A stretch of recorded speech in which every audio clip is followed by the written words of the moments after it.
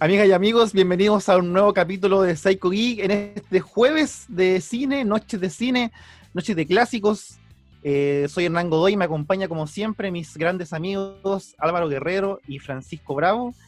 Y la noche de hoy vamos a revisar una saga de películas bastante complejas. Vimos la semana pasada Viajes en el Tiempo y estuvo bien denso la conversación, y ahora como que también vamos a pasar por ahí.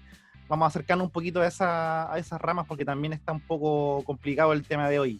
Una saga que tiene hartos años ya, bastante longeva, pero aquí nuestro experto en cine nos va a orientar más o menos a unir cabos de toda esta saga que dicen que tiene 2 líneas de tiempo, 3, tiene remakes, tiene series animadas, tiene tantas cosas que conversar, ojalá que alcancemos en una hora. Así que bienvenidos y aquí comenzamos con un nuevo Noches de Cine. ¿Cómo están, chicos? Bien. Súper bien. Maravilloso, Bien. maravilloso. Bien. Listo para debatir sobre el planeta de los simios y todas El sus planeta de los simios. y todas sus aristas, en verdad. Sí, tiene harto paño que cortar el planeta de los simios. Es un tema interesante. Sí, ojalá Oye, no nos extendamos tanto, ojalá alcancemos. Como Hernán mencionó, la semana pasada hablamos de los viajes en el tiempo y ese y todos los capítulos los pueden encontrar en la plataforma de Facebook o YouTube de Radio Touch o en nuestro YouTube de Psycho Geek o en Spotify también. Y el lugar perfecto donde confluyen todas estas plataformas, donde se encuentra todo este contenido y mucho más, es la página de Psycho Geek, www.psychogeek.com, donde pueden encontrar eso, mucho más, y un muy interesante artículo sobre este mismo tema escrito por Francisco Bravo, aquí a mi derecha o izquierda. En algún lugar de la pantalla. Bien. El planeta de los simios. El planeta de ¿Qué los podemos simios. decir? Primero que nada, como hablar un poco de la génesis, de dónde viene esta historia, que es una novela, es un libro de ciencia ficción que es escrito, aquí lo tengo anotado, Pierre Boulet. Así es. Es el escritor de esta historia de 3 astronautas que viajan por el espacio y en este viaje por el tiempo y espacio se encuentran chocan con un planeta básicamente, como que aterrizan de emergencia y se dan cuenta que el planeta es gobernado por estos seres simiescos humanoides. Y ahí se desarrolla toda la trama de la historia. Este guión, un productor de Hollywood le interesó, lo llevó como a trabajar en guión, y para trabajar el guión contrató ni más ni menos que a Rod Serling. Rod Serling es el anfitrión y creador de La Dimensión Desconocida. Bueno. Que le interesó la historia, porque básicamente la historia es un capítulo de La Dimensión Es Desconocida. muy a su estilo. Yo creo que si el planeta de los simios la cortáis a 20 minutos, Sí, es un absolutamente. Absolutamente. Y trabajaron el guión. Luego pasó por las manos de otro guionista para como una versión final del guión. Y contrataron a un director para llevarla a la pantalla. Esto a cargo básicamente de un nuevo director de la 20th Century Fox, que estaba recién tomando el puesto y que vio en esta película de ciencia ficción y aventuras como una película, como una especie de blockbuster para hacer algo de dinero, básicamente. No le vio ningún mayor trasfondo, ninguna profundidad, nada. De hecho, eligió al director, déjame ver si encuentro el nombre del director de la primera película. Franklin J. Schaffner, ese es el nombre. Sí. Exactamente. Él era un director básicamente que no había hecho nada muy destacable dentro de Hollywood hasta ese entonces. Algunos musicales, algunas películas, pero nada muy sobresaliente. Era un director que iba y hacía su pega y la hacía bien. Del montón. Tenía buen oficio de director, claro. Y el productor le encarga la película, básicamente diciendo, este es un buen director, sabe hacer la pega, va a hacer un buen trabajo. Y también contratan a una persona que era bastante conocida en Hollywood por hacer efectos especiales. Y él era una persona que trabajaba como en hacer prótesis para gente. Y que se fue a vivir a Los Ángeles para básicamente trabajar en la industria del cine. Y con él hicieron primero una prueba de cámara. ¿Por qué? Porque este ejecutivo de la 20th Century Fox estaba un poco dudoso de cómo iban a hacer el maquillaje de los monos. ¿Por qué? Porque hasta ese entonces todo lo que tenía que ver con monos andantes o monos en la pantalla, incluso gorilas, etcétera, etcétera, eran personas disfrazadas y eran máscaras. Tendía a ser como muy la máscara o muy humorístico, con un tono muy humorístico. Nadie lo había hecho con un tono más serio, más realista incluso. Le encargan el maquillaje y hacen esta prueba de cámara. Y la prueba de cámara sale bastante bien. La hacen precisamente con Charlton Heston, que termina siendo el protagonista de la película en sí. Y él queda convencido. Dice, ok, sí, por aquí va el asunto. No es un maquillaje que dé risa, sino que es un maquillaje que yo como que compro que es un hombre simio. Así que le da como luz verde a la película y empieza la producción. Y en cuanto a términos de efectos especiales y de maquillaje, la película es bastante innovadora porque primero es un trabajo enorme porque no solamente tienen que hacer el maquillaje de los simios que son como los protagonistas de la película, sino que de todos los extras que aparecen en la película, claro, que son simios. Y una de las cosas que la película contó con tal presupuesto de que alcanzó para hacer un buen maquillaje a todos los extras de la película. Entonces, imagínense, el tipo tenía un batallón de maquilladores. De hecho, se robó maquilladores que estaban trabajando en otras producciones. Y varias producciones de Hollywood quedaron como en espera porque estaban trabajando haciendo el maquillaje del planeta de los simios. Oye, estoy revisando que recibió un Oscar por esa por la calidad del maquillaje. O sea, como que inventaron ese Oscar solo por esa película. Fue el primer Oscar. Se le dio un premio después. Claro. Sí, no estaba la categoría en esa premiación y se le dio un premio, un Oscar especial en reconocimiento a su trabajo en la película. Porque y el de ahí maquillaje salió la categoría. Usó el 17% del presupuesto. Imagínate. Sí, y es bastante innovador en cuanto al maquillaje de películas porque no solo era la cara de los simios, sino que la cara tenía expresiones. Entonces, cuentan los actores que para actuar tenían que gesticular de forma más exagerada para que esa gesticulación como que se viera a través del maquillaje. Sí, algo bien importante dentro de los detalles que con estos como maquillajes que uno pensaba que puede ser como más rudimentario, se podía perder parte de eso, pero en la película se mantiene mucho eso, la gestualidad de los personajes se nota mucho y es muy evidente, se nota con solo, y más adelante en las películas también, con los gestos saben lo que están pensando, lo que quieren decir los personajes. No se pierde ese detalle tan importante de la gesticulación por el maquillaje, que en esta película predomina los personajes que están con estos trajes, con este maquillaje. Exactamente. Además, el productor se aseguró de hacer un casting de muy buenos actores.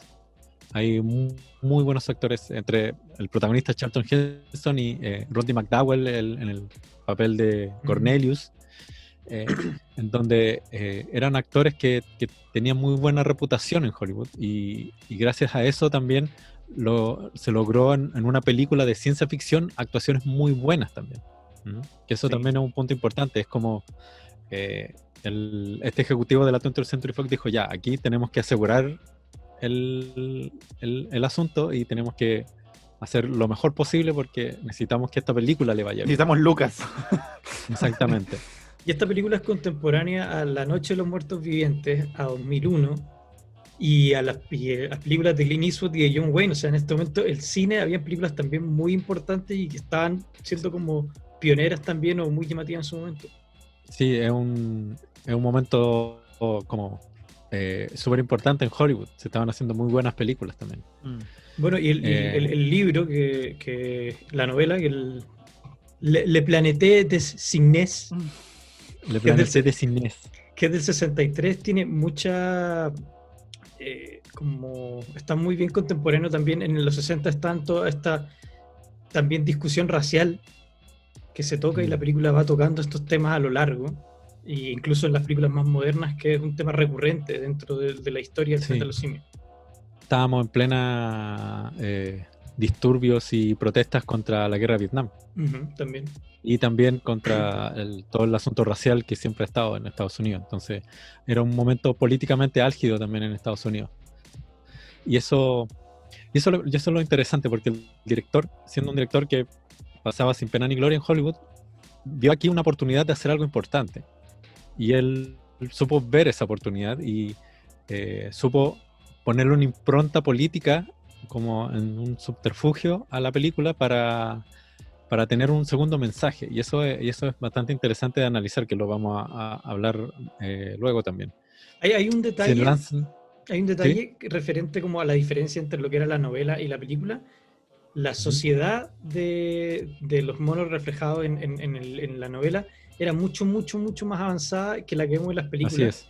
Y que a pesar de que contó con un buen presupuesto, el presupuesto no hubiese dado para reflejar como esta tecnología que se reflejaba, entonces tuvieron que ir como a esto como más rudimentario, que en verdad también está muy bien hecho, que es un set y una locación muy bien hecha. Que claro, parecía como... Claro. Dale. No, se supone que sí. Se supone que era una civilización tecnológicamente mucho avanzada. Los simios andaban en naves, como una especie de mini helicópteros, tenían edificios rascacielos, era muy tecnologizada la ciudad.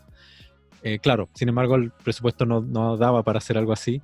Eligieron hacer la sociedad como de forma más primitiva, y sin embargo como que construyeron una ciudad bastante bien hecha y bastante coherente entre los vestuarios y lo que era todo el ambiente de este planeta de los simios. Entonces hicieron crearon un mundo que era bastante coherente en sí. Eso está súper bien hecho en la primera película. Como digo, muy buenas actuaciones, un trasfondo político, además todo un planteamiento con respecto a la mirada con respecto a los animales. Como a través del efecto inverso, en donde son los simios los que tratan como animales a los seres humanos. Claro. Una especie de involución. Claro. Y bueno, lo que comento un poco en este artículo que escribí es que precisamente es cuando uno de ellos habla o es capaz de comunicarse como lo hacemos nosotros, es cuando dicen, oh, alto, y empiezan a verlo de otra forma. Ya no es un animal, sino que es como casi parte de nosotros. ¿Qué es lo que pasaría si un animal hablara? Entonces ahí hay un punto súper importante, la importancia del lenguaje dentro de nuestra cultura, claro, dentro de lo que somos como seres humanos. Al final, y esto lo leí mucho después de haber escrito eso, que al final un punto importante de por qué nosotros, Homo sapiens, sobrevivimos por sobre Neandertal y otros homínidos que estaban dando vuelta por ahí, es básicamente que nosotros teníamos un lenguaje estructurado. Claro. En donde éramos capaces de armar una sociedad, planificar cosas y comunicarnos entre nosotros. Y ese fue uno de los puntos más importantes de por qué estamos hoy en día acá. Por qué construimos la cultura que construimos, por qué construimos la sociedad que construimos. Y eso está también muy bien reflejado, porque es el lenguaje, es la parte esencial en donde se hace la diferencia. En donde se ve que la importancia es que ellos, animales, son capaces tanto de comunicarse igual que nosotros. Claro, como contextual dentro de la película, lo que ocurre es que los humanos que quedan dentro de este planeta, los simios, no pueden comunicarse. Claro. Y el protagonista recibe como una herida en el cuello que le impide poder comunicarse hasta el momento en que por fin logra comunicarse. Y que es una escena que también es icónica, una frase que es icónica del cine, y que es el momento como que desata la trama. Claro. Entonces ahí se desata toda la persecución, y esta sociedad de simios queda como contra la espada y la pared porque toda su construcción religiosa o cosmovisión queda en jaque a través de un ser humano que es capaz de hablar y que viene de un planeta donde la raza dominante son los seres humanos. Claro. Entonces, hay un cambio de juego dentro de esta sociedad de simios. El personaje es perseguido, etcétera, etcétera, y logran llegar a una parte que se llama la zona prohibida. Y en la zona prohibida encuentran un sitio arqueológico donde hay artefactos humanos. Y al final el personaje de Charlton Heston se encuentra en una playa con, spoiler alert, la Estatua de la Libertad. Altura ya no, ya. Y se da cuenta de que todo este tiempo ha estado en el planeta Tierra. Y ese es como el gran plot twist que tiene la película, que al final nunca llegó al planeta Tierra, pero muchos años en el futuro. Con todo esto, la película fue un hit que nadie previó. El ejecutivo de la Fox dijo que básicamente esperaba ganar o recuperar las ganancias, echar a andar un poco la máquina, pero nunca previó que le iba a ir tan bien a la película. Fue un hit, de verdad que fue le dieron el palo al gato y básicamente porque contó con muy buena factura, a pesar de que les acortaron en 10 días como el tiempo de filmación. Tuvieron que hacer muchas cosas un poco a la rápida y todo. Sin embargo, lograron terminar a tiempo la producción y terminó siendo una película que hasta el día de hoy es un clásico de la ciencia ficción, tan importante como Blade Runner 2001, logró su lugar dentro del cine de ciencia ficción. Luego de eso, como quedó una especie de final inmediatamente la 2, o no es así. La 2 es del año. La 1 es del 68 y la 2 es del 70. Solo 2 años después. Claro, ahora en tiempos de producción cinematográfica quiere decir que es inmediatamente después. Claro. Porque viendo el éxito, el productor, el ejecutivo de la 20th Century Fox le dijo, tenemos que hacer una segunda parte. No lo pensó 2 veces. Claro, tenemos que seguir esta gallina de los huevos de oro. Y puso un poco en jaque a los guionistas sin saber mucho cómo continuar la historia. Recordemos que esta es una saga que tiene 5 películas, pero son 5 películas que no fueron planeadas. Son continuaciones que no fueron planeadas de antemano, sino que fueron construyéndose a medida que se iban haciendo. En el camino, claro. Claro, y quizá a raíz de eso se ve igual como condicionada la historia, porque sobre todo de la 2 a la 3 hay un cambio bien fuerte Claro. en cuanto a lo que plantean la misma historia. O sea, la película está muy bien pensada como la primera historia de la novela original, y después fueron como que tratando de ir por sobre los mismos cosas que habían escrito para tratar de seguir esta historia que en momentos sí se logró, en otras partes se siente un poco forzado, si uno se pone como quisquilloso con detalle Claro. y sobre todo el problema de los actores. En la segunda película el protagonista decide no volver y decide volver con una condición, que es que matar a su personaje y matarlo de una manera en particular, o sea, sigue quisquilloso y lo logró. Claro. Sí, de hecho Charlton Heston no quería hacer la segunda parte y dijo, no puedo hacer, el productor le dijo, no puedo hacer una segunda parte si no estás en ella. O sea, como que tenía que estar Charlton Heston. Entonces dijo, ya, de acuerdo, pero voy a aparecer lo menos posible en pantalla y mi personaje va a tener que morir. Esas eran las 2 condiciones de Charlton Heston para aparecer en la película. Y así fue. El personaje muere. El personaje de Charlton Heston aparece al principio de la película, donde se conecta, donde termina la primera y empieza la segunda, en esta playa con la Estatua de la Libertad, y aparece en la parte final de la película. La segunda película no se llama El planeta de los simios 2, ni se llama Regreso al planeta de los simios, ni La venganza de los simios. Ni la venganza del planeta de los simios. Se llama Debajo del planeta de los simios, Beneath of Planet of the Apes. ¿Y por qué Pancho se llama de esta manera? Ese nombre tan extraño. cómo decidieron seguir la historia, en donde el personaje de Charlton Heston va más allá de los límites de donde vivían estos simios y descubre que los seres humanos más evolucionados vivían debajo de la Tierra. ¿Mm? Y tenían poderes mentales. Los que quedaron. Es bien rara el momento en que se presenta esto, porque son humanos, se sacan la máscara, son todos raros. Descubrimos que tenían son problemas como en la piel. Sí, se comunican telepáticamente, y después viene el otro momento que uno queda así como, ¿what? Que adoran a una bomba nuclear. Sí, tienen una religión media rara ahí. Y claro, ahí se desarrolla todo en lo que es una batalla entre los simios que viven en el exterior y los seres humanos que viven debajo de la Tierra. Todo esto termina con una batalla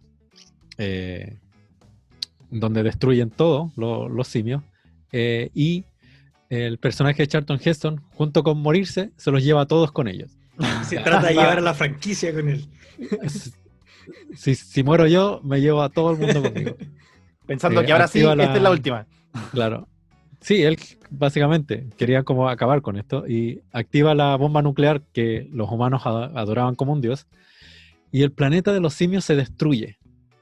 Tal cual. Explota el planeta de los simios. Y ahí cronológicamente sería como el fin del planeta de los simios.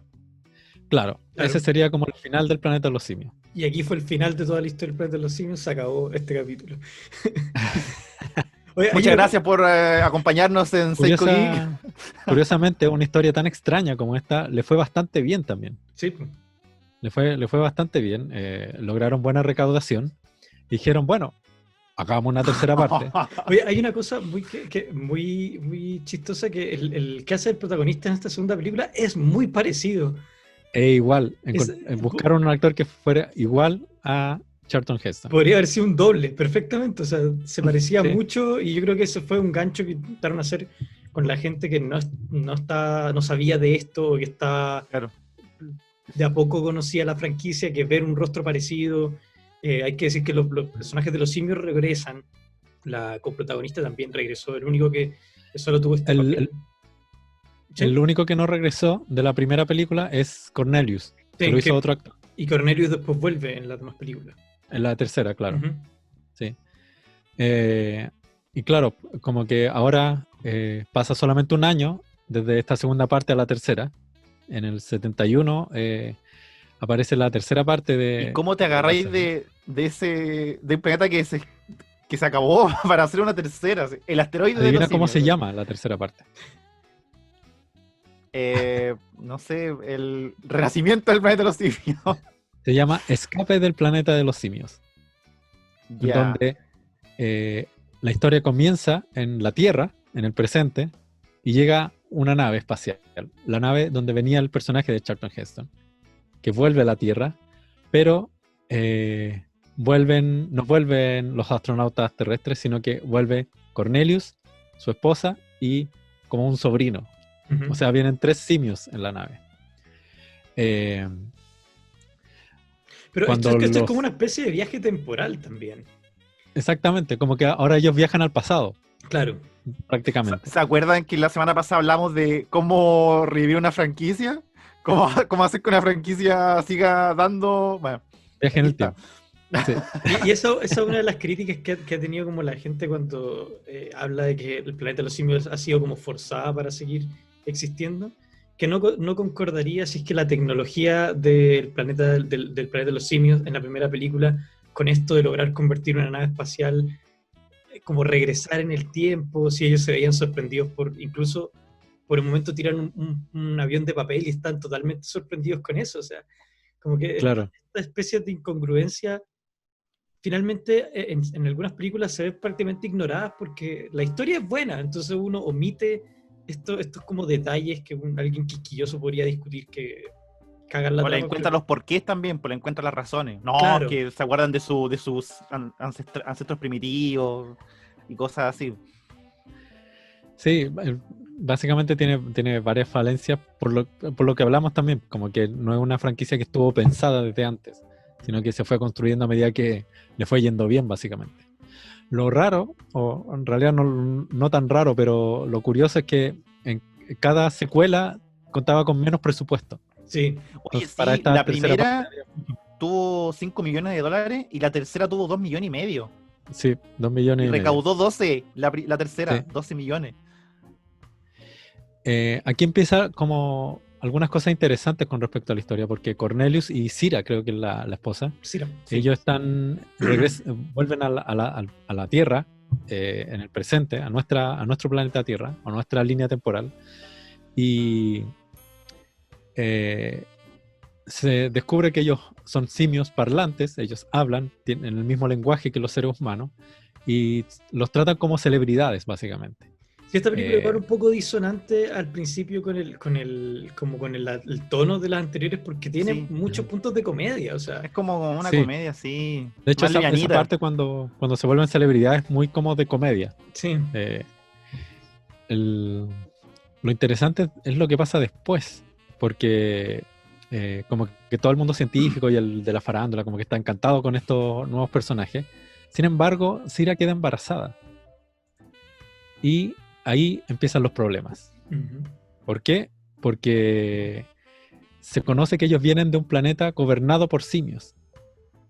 Entonces, crea la suspicacia de una de las personas, creo que es como el vicepresidente de los Estados Unidos o algo así, que dice, bueno, ¿qué pasa si esto es el comienzo de esa línea temporal?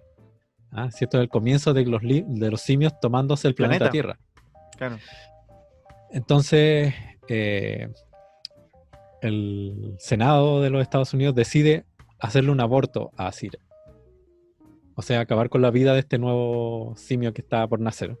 Oye, Y es complejo igual que que en ese tiempo se presente temas tan complejos pues, que hasta el día de hoy son como temas tabú en el cine sobre todo, de un claro, aborto. Bueno, igual el aborto se lo hacen a un simio, ¿cachai? Pero igual es como es un heavy. subterfugio al final, como que está Sí, hablando tipo, de un tema que es cuático, que y fi- es que una organización política toma decisión por Mm. el cuerpo de una Un grupo de mujer hombres simio. blancos.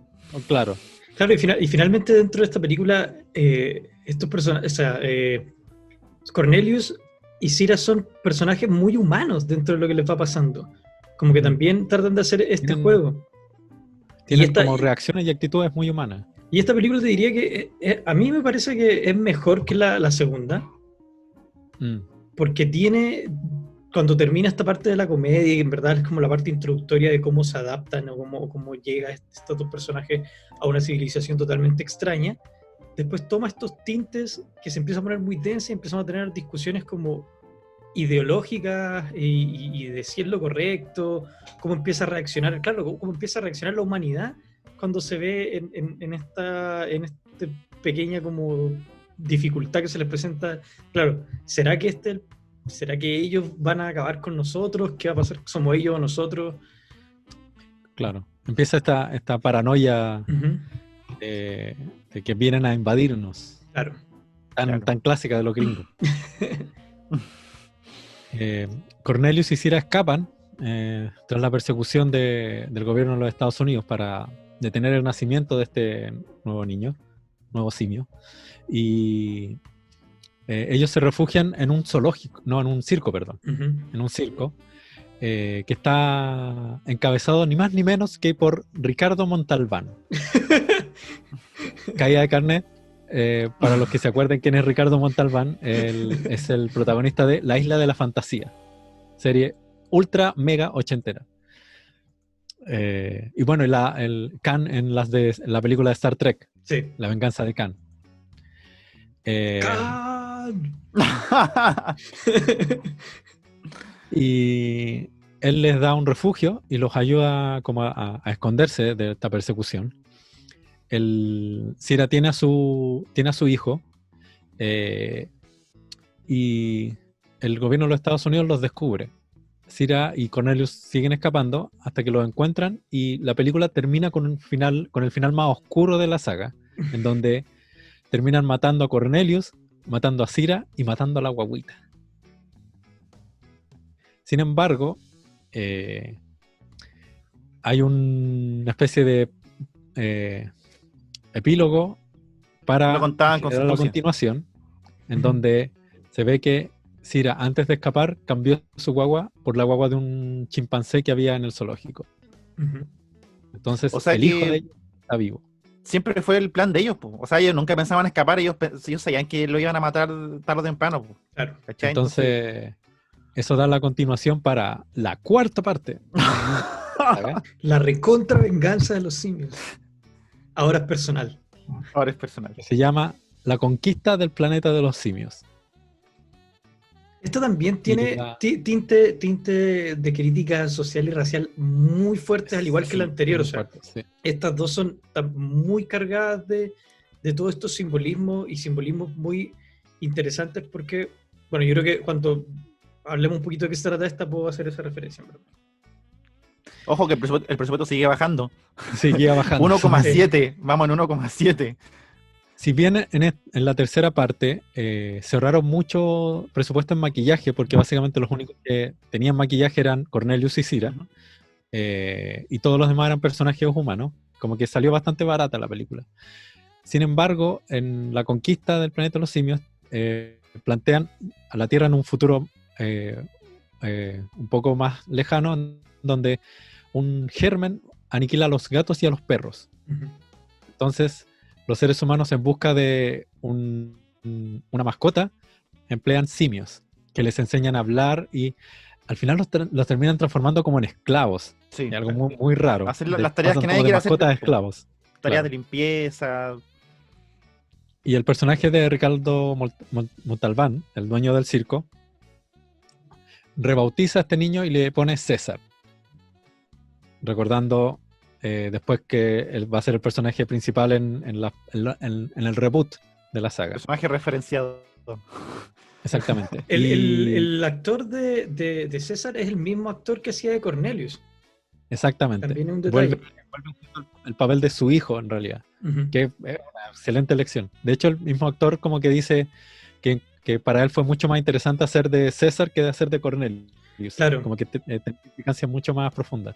Hay una Y claro. parte, que empiezan a ganar simpatía con ciertas personas. En este caso, César gana simpatía con un guardia de seguridad afroamericano, Claro. que creo que es apellido Rhodes, no recuerdo, que en una parte es muy, muy, muy fuerte la frase que le dice cuando le pide ayuda, onda, entiéndeme, y le dice, tú más que nadie deberías entender lo que me está pasando, en referencia a que es un ciudadano afroamericano. Entonces, Sí. Ujú. parte de aquí ya no fueron tan sutiles, aquí fue directo. Y finalmente Rhodes es quien los ayuda, que es un personaje que también se siente aislado, que también se siente rechazado por la sociedad. Y aquí comienza esto de César, que empieza a ver que son esclavos y empieza a tratar de enseñarle a los demás simios a rebelarse. Finalmente. Exactamente. Como que empieza a organizarlos, a organizar a todos estos simios que habían sido maestrados para ser sirvientes y mostrarles que ya basta de esta esclavitud. Y termina la película también termina con una batalla en donde la escena final fue modificada, porque César en la escena final de esta película hace un discurso muy de guerrillero, Uh-huh. muy de Ya. vamos a acabar con la esclavitud y con los opresores y bla bla bla, y iban a matar al personaje que era como el malo de la película. Sin embargo, el ejecutivo de la Fox encontró que el discurso era muy fuerte para una película estadounidense y le agregaron un discurso de forma muy más o menos chanta. ¿Por qué? Ya. Porque La gente se después podía de esta- despertar. claro, hicieron que el actor Rodney McDowell hiciera una voz en off y agregaron escenas donde solo se veía como los ojos de César y no se veía la boca. Entonces, como que decía, primero era un discurso así muy de guerrillero y después decía, pero como que hay que Pero vivir con como en respeto. paz y en armonía con los seres humanos, Con claro, respeto. básicamente. Paz para Estados Unidos, paz para el mundo. ¿Ah? No es la forma. Entonces, como forma. que, claro, como que le baja un poco el tono al discurso al final y se da a entender que dejan al antagonista con vida. Eh, y deciden hacer una quinta película, ¿m? Por alguna razón. Porque sigue generando plata, Pancho, si recaudó casi 10 millones la película y Sí. con suerte se ocuparon 2. ¿Cómo no van a hacer Sí. otra película? Dios Sí, pues mío. el presupuesto fue 1.700.000 y recaudó 9.700.000. Sí. Casi 10 veces el presupuesto. Qué economía más Una grande. locura. Y la quinta película, llamada La batalla por el planeta de los simios, con un presupuesto de 1.800.000 dólares, ya nos sitúa derechamente en la guerra entre simios y humanos, ¿m? Donde César está al mando de un ejército de simios, ya con una estructura muy parecida a la que vimos en la primera película, donde están los chimpancés, están los orangutanes y están los gorilas. Ujú. Los chimpancés eran como la clase intelectual, los orangutanes eran la clase política y los gorilas eran como la clase trabajadora y los guerreros. Ujú. Con esta estructura también se genera toda esta dinámica de como básicamente la crítica hacia la guerra, como Claro. está bien matar humanos, y César tiene todas estas dudas, ya que fue un humano el que lo ayudó también a él. Entonces, tema que también se ve después en el reboot que se hace posteriormente. Y curiosamente, en esta quinta película hay un prólogo y un epílogo hecho por el director John Huston, un Ujú. reputado director de cine en Hollywood, que se prestó para hacer estas escenas en la película, maquillado de mono, como de orangután, y Ujú. hace esta narración. Es curioso que para la quinta película se prestara esto John Huston. Hubiese sido bacán que hubiese aparecido en la primera, pero bueno. Como tiene un presupuesto tan bajo, la cuarta y la quinta parte, los efectos especiales o los maquillajes ya eran bastante deficientes. Sí, ya se notaba Se que eran nota- máscaras. Sí. Sí, se nota que la movilidad ya no era tanta, era un poco ya más deficiente. Como que le pusieron un poco más de detalle a los personajes principales, Ujú. pero todos los extras básicamente tenían una pura máscara que no se movía. Y claro, como que con varios trucos de cámara trataron de hacer que no se notara tanto que había poco extra en las Poco batallas. presupuesto, claro. Muchos planos de cerca, mucha edición rápida. Entonces, ya como que era una saga que ya como que iba en bajada básicamente porque no contaba con el presupuesto para hacer lo que fue la primera película, o las primeras 3 películas incluso. Ujú. Ya terminada esta quinta parte, como que deciden, ya no vamos a hacer más películas del planeta de los simios. Sin embargo, aparecen mucho merchandising y tratan de darle un carácter a esta película como lo tuvo la Guerra de las Galaxias. Una especie de nueva Guerra de las Galaxias, una nueva saga de ciencia ficción con juguetes, con loncheras, juegos de cartas, etcétera, etcétera. Cómics, incluso. También. Hay un cómic del planeta de los simios que de hecho es bastante bueno, de hecho es bastante fiel a la película incluso. Y también sale una serie de televisión bastante mala que se llama El planeta de los simios, en donde como que se repite la historia, los astronautas que llegan a este planeta, y como tiene que ser como algo en serie, Todo muy rápido. sí, como que es escapando de los simios, capturados y escapan. Sí, los capturan y escapan. Todos los capítulos eran básicamente lo mismo. Y luego de esta serie live action, también hay una serie animada, que es un poco mejor que la serie live action. Igual duró poquito, sí. Sí, Duró tiene como un como carácter más como de Johnny Quest, Sí. que la hace un poco más atractiva.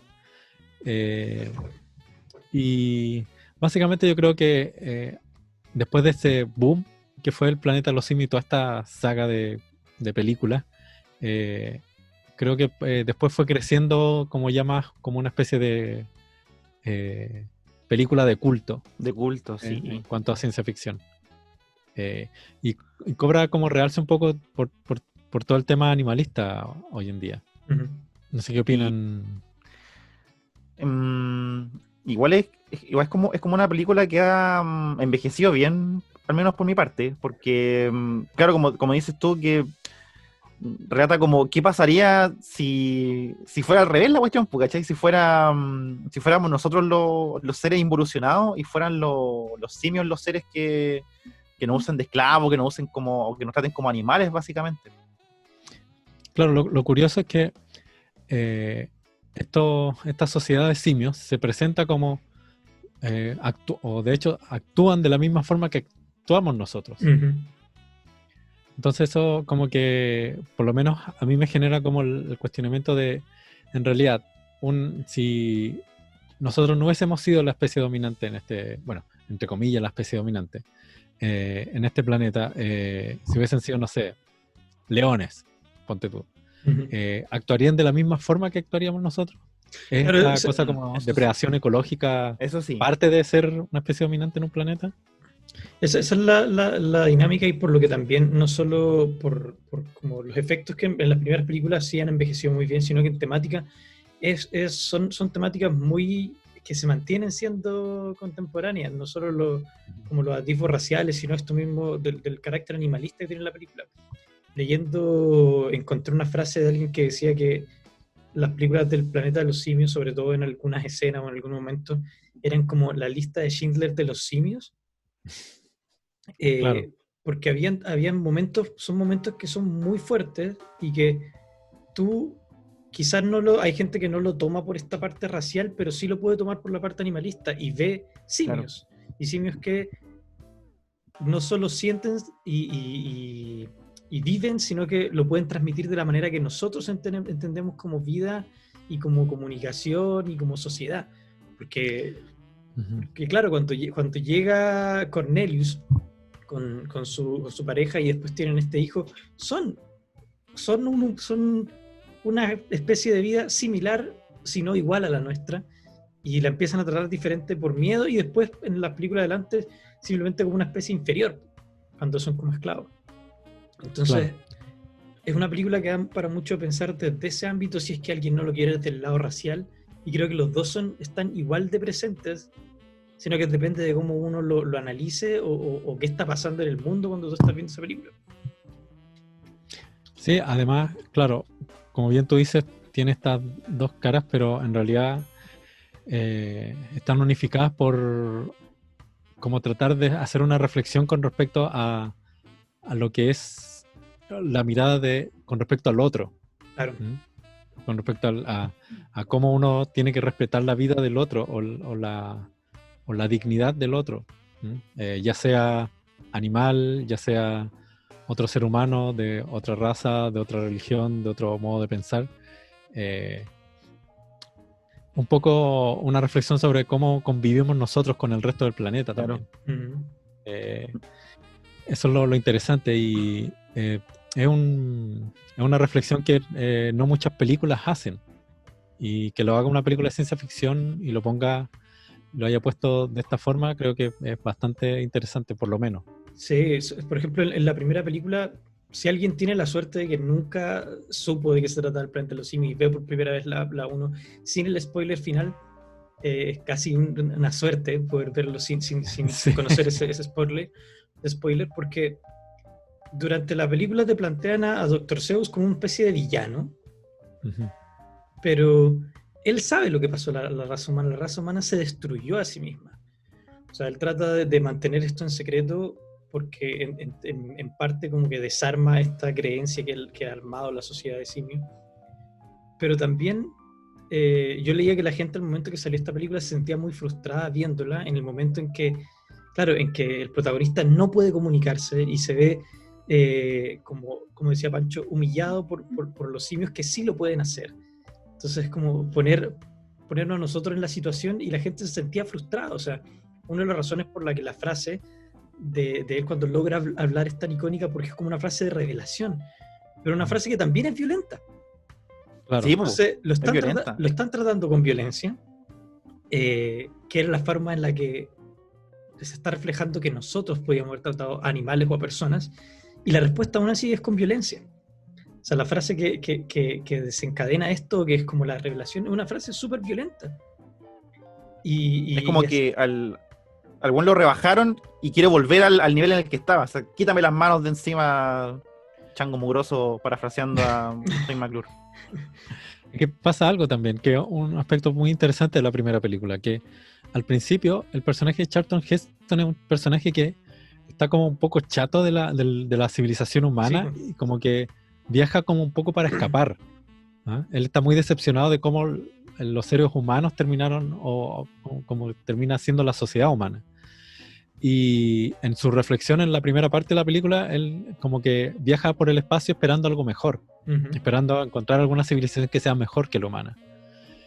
Y llega a este otro planeta y se encuentra con una civilización de simios que es igual que la humana, básicamente. Que actúa de la misma forma.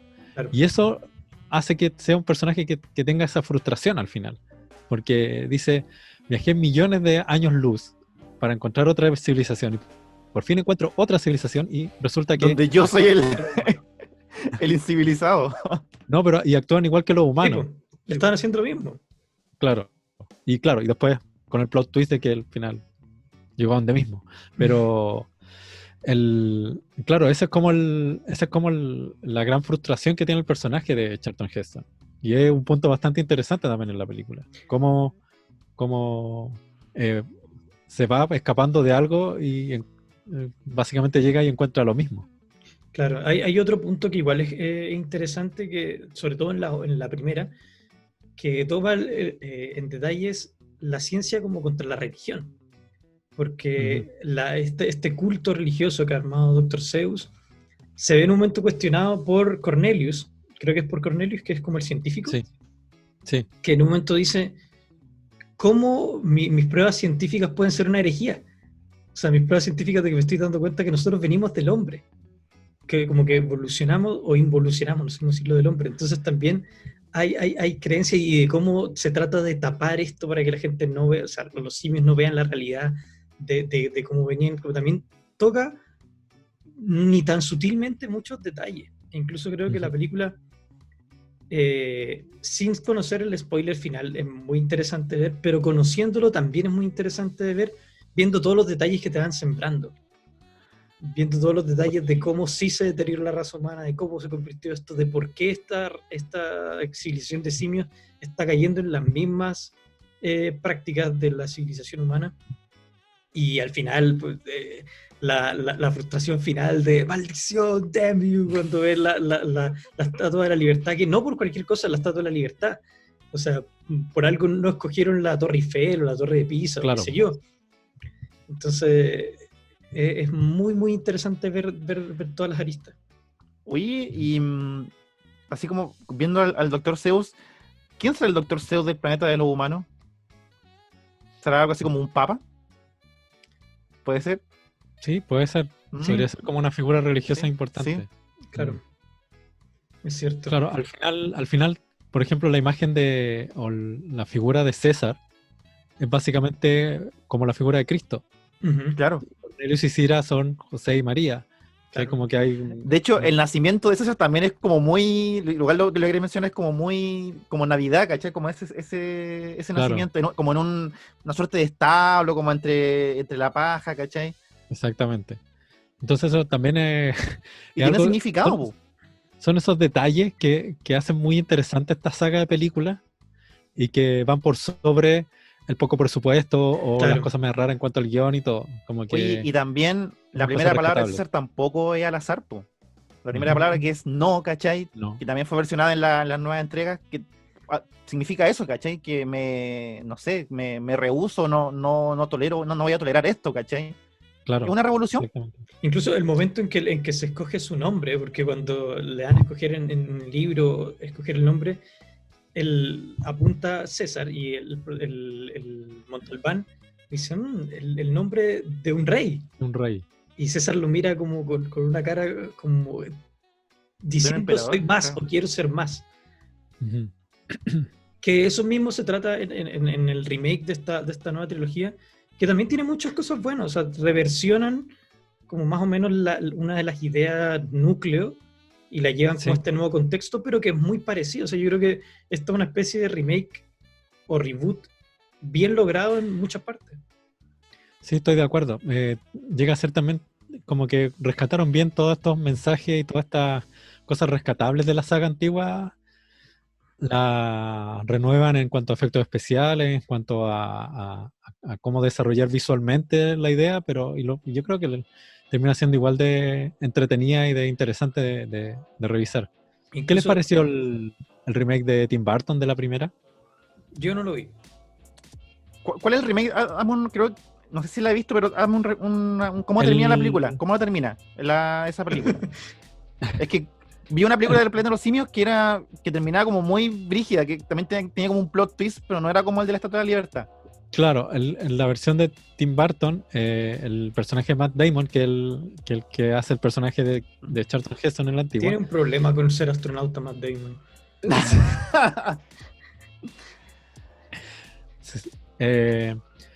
Claro, su nave se destruye y él ve que en esta zona prohibida hay otra nave. Entonces él intenta escapar en esa nave, pero se da cuenta que esa nave es la misma nave en la que él llegó. En esta película no es la que se enamora de una simia, ¿o no? ¿O es otra? Es que en las dos, bueno, no sé si se enamora, pero se da un beso con Sí. Cira, el personaje de Cira. Así que sí la vi. Claro, en la versión de Tim Burton como que hay una vuelta de tuerca porque hay más protagonismo de Cira, que es como una especie de activista de los humanos, y el general, que no me acuerdo el nombre, que lo hace Tim Roth, que está como en pro de matar a todos los humanos. Uh-huh. Entonces hay como que resalta más a ciertos personajes Tim Burton. Creo que es un buen remake. De hecho a mí me gusta harto. Sí la vi, sí creo que sí la vi, sí me acuerdo harto de... Y tiene buenos creo que... especiales, los viajes está muy bien hecho también. Helena Bonham Carter hace el papel de Cira. Sí.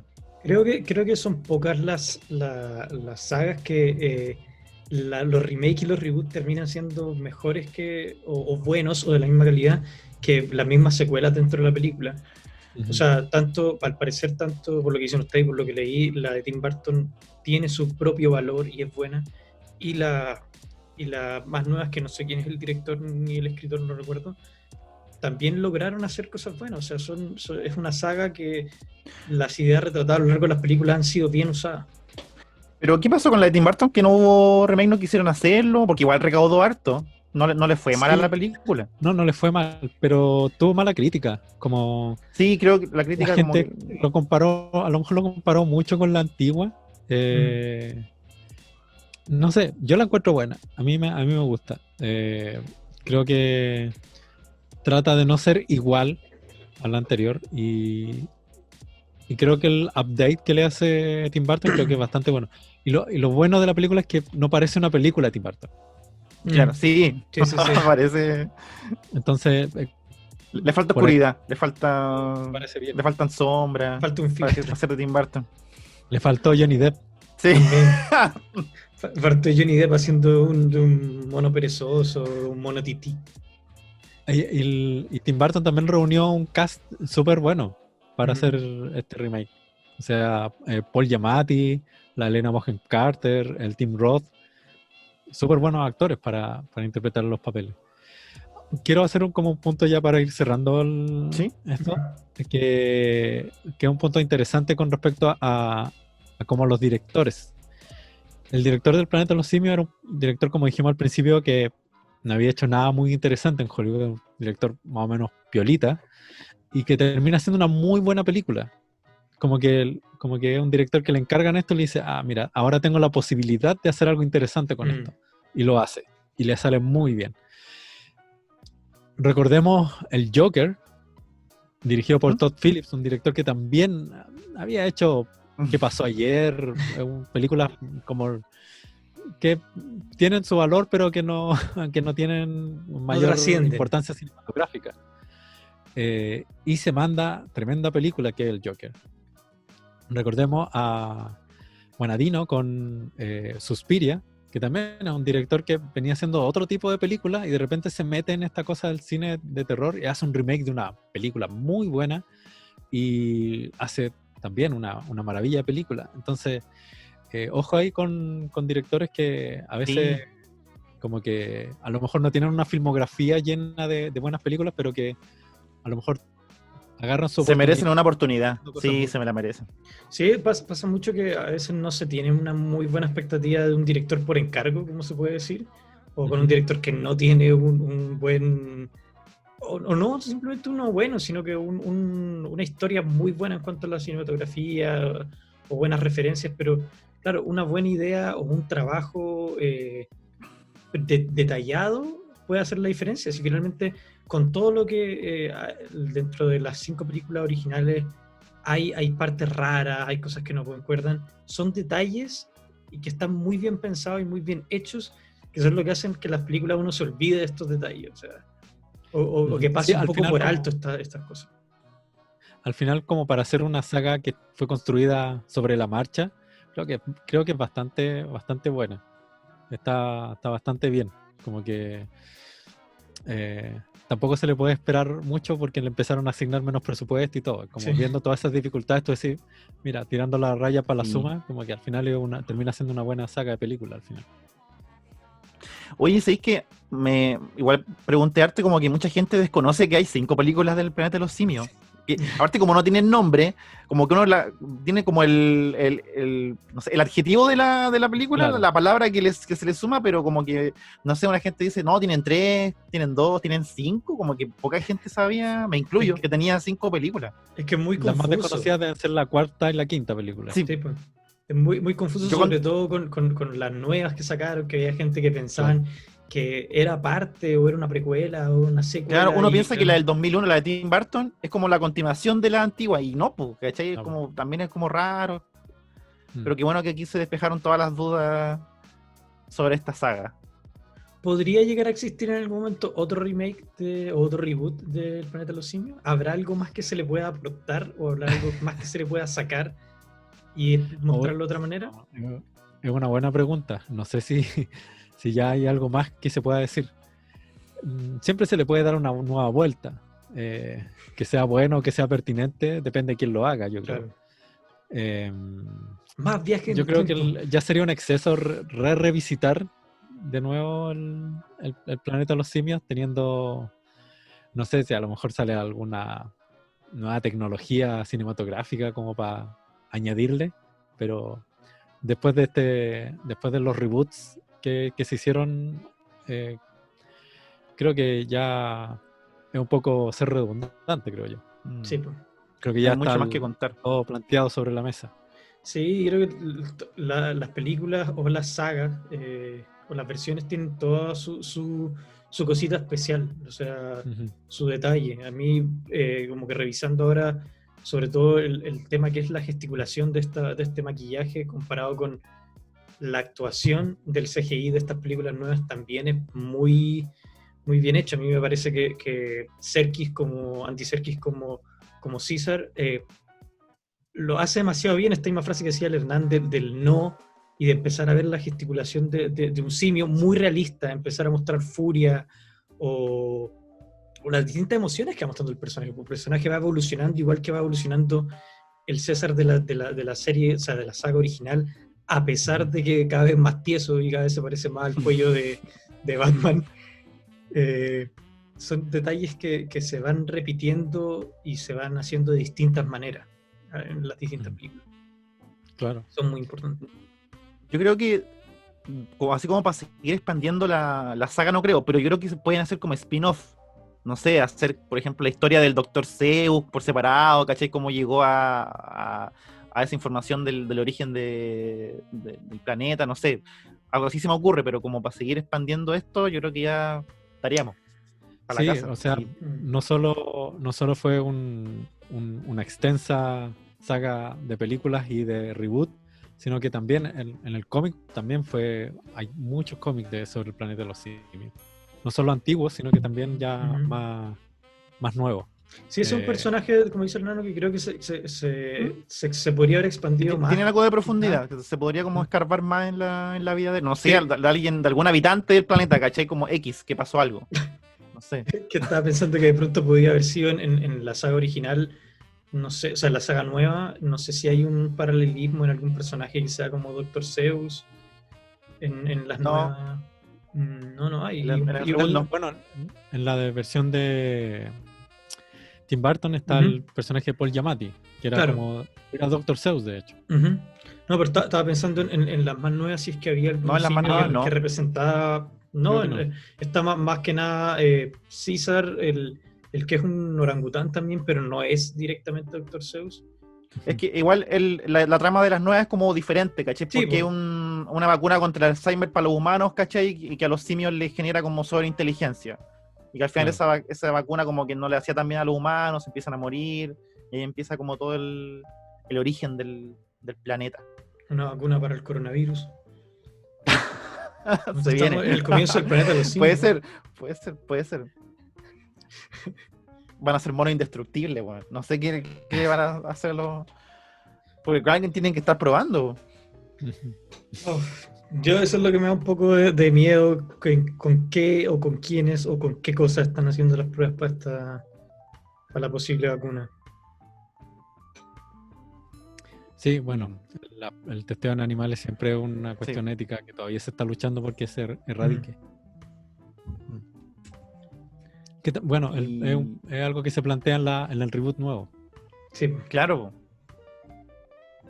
Sí, me dejó como pensando eso. Sí, cuático. Como nos deja pensando estas películas. Sí, la gente que a lo mejor vio la primera pero no ha visto las otras, que les eche un ojo. Por lo menos interesante conocerlas. Sí, es una saga que la mirada desde afuera o sin conocer tanto puede parecer muy simple, o una saga, una película antigua que no tiene mayor como valor de que es una película de ciencia ficción clásica, pero escarbando y viendo todas las temáticas, entendiendo cómo ver que una película o una saga de películas con muchas temáticas que abarcan demasiadas cosas, y realmente verla o ponerme a pensar otra vez en esta saga, viendo el contexto que hay ahora también. Claro. También sirve harto. Es una película que también es muy... ¿qué te da para pensar? Te genera muchas cosas para pensar. No solo una película de ciencia ficción y de viaje en el tiempo raros con simios. Mira, amigos, recuerden que además de poder vernos por las plataformas de YouTube, de Facebook, de Radio Touch, nos pueden ver ¿dónde además, querido Álvaro? Si usted tiene la suerte de no contar con un internet malo de algunas compañías y tiene la fibra óptica del mundo pacífico, puede encontrar los capítulos de Psycho Geek o de la programación de Radio Touch en la señal 30, que es Cosa TV. Y puede encontrar también ahí nuestra programación, al igual que si usted no nos quiere ver y quiere hacer un Kuchen o quiere limpiar la casa, puede escuchar nuestros debates sobre el planeta de los simios en Spotify y no tener que ver nuestros estudios improvisados. Nuestros simiescos rostros. Nuestros simiescos rostros. No, está bien. Eso pues, amigos, gracias por estar, gracias por la presencia en este programa. Nos vemos la próxima semana, cuyo tema es un misterio. Vamos a debatirlo en la reunión de pauta. Así que quédense en sintonía de Radio Touch y de las redes sociales de Psycho Geek. Y no olviden, muchas gracias. Vayan a revisar el artículo que dio la idea de este programa, escrito por Pancho, que está aquí a mi lado, que está en la página de Psycho Geek. Está muy bueno. ¿Cuál es la página, Hernán? www.psychogeek.com. Página oficial, confiable. Nada que esos dominios de Wix, no, WordPress, ¿qué es eso? No. .com, profesional. No les va a salir usted el visitante número 1.000.000, no se preocupe. Libre de publicidad. Así que eso. Y también los invitamos a que revisen también las redes de Francisco, que también tiene su proyecto de Mula Pobre.